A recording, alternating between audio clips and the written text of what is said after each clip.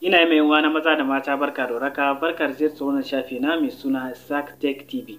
To kamar dai da muka saba insha Allah kasancewar ga watan azumi ya kusa, mun binciko muku wani application mai matukar muhimmanci wanda ya kamata kowane musulmi ya mallaki wannan application din musamman a wannan watan na Ramadan.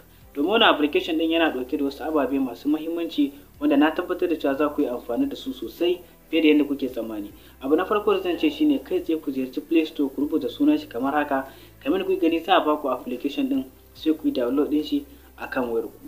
Bayan ku dauko application din kamar ku gani ku biyo mu a cikin wannan bidiyon domin ganin kaɗan daga cikin wasu abubuwa masu muhimmanci da wannan application din yake dauke da su.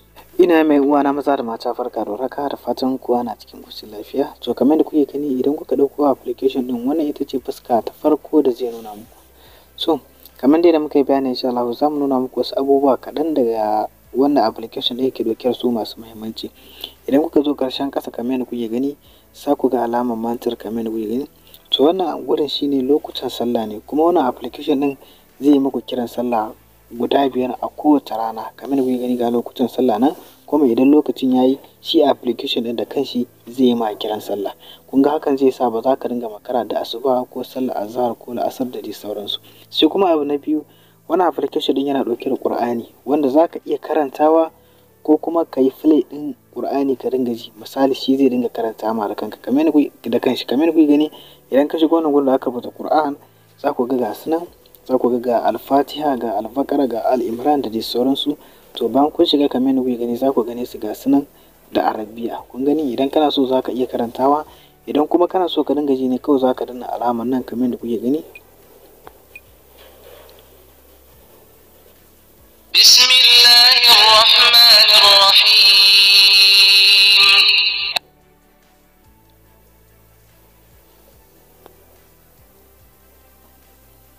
الحمد لله رب العالمين.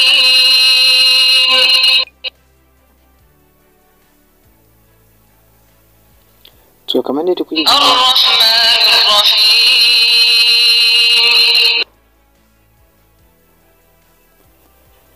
مالك يوم.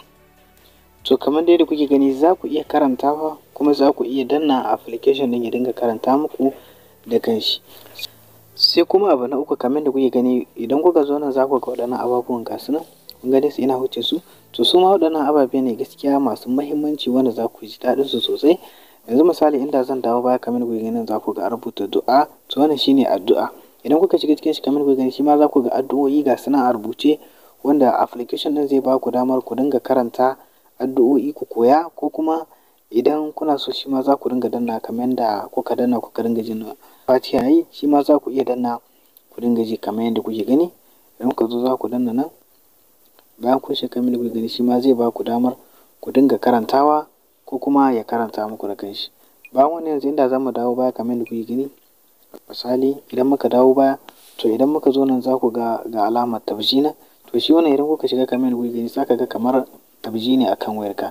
Za ka iya danna subhanallah kamar da kuke gani ga sunan za ka ringa danna. Idan kana bukata ga sunan alhamdulillah, ga sunan Allahu akbar da dai sauransu.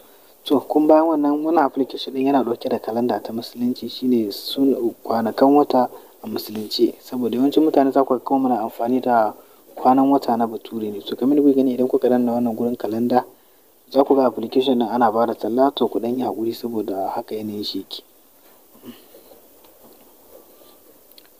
Bayan an gama tallar da na fita kamar yadda kuke gani kai tsaye na dawo kan application din. To za ku ga wani gurin da aka rubuta kalanda.